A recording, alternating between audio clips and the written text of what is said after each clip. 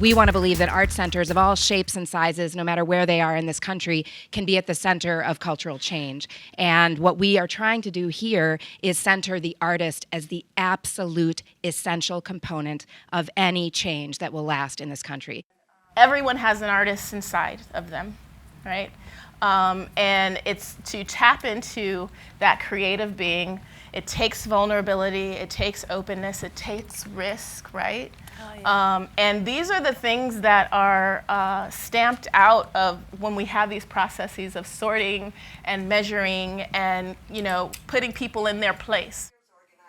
When I'm working on something, I get ideas. I sit in circles of people that actually come up with images, and I don't need to manifest my image.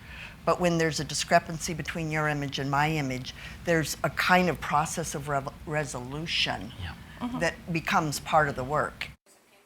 For me, it's focusing on, okay, who are the people in my community? How can we uplift them in small ways? My goal and hope and passion is that I'm going to teach the kids to just break out the barriers, especially the kids of color.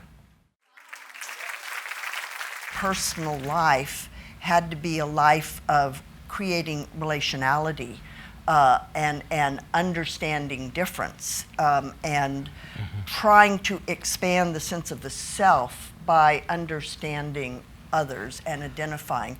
And then trying to figure out always the ways in which the museum or the different institutions that I have some agency with could be in service of us coming together as a community and actually talking about these issues, in part because of a loss of spaces of public dialogue that aren't behind a computer screen. And I understand that very deeply the sense of aesthetic is a sense of expression of self. And to me, that's the fundamental dilemma of being in the world. You know, there's the self and the other. And how do we reconcile that distinct understanding of the world?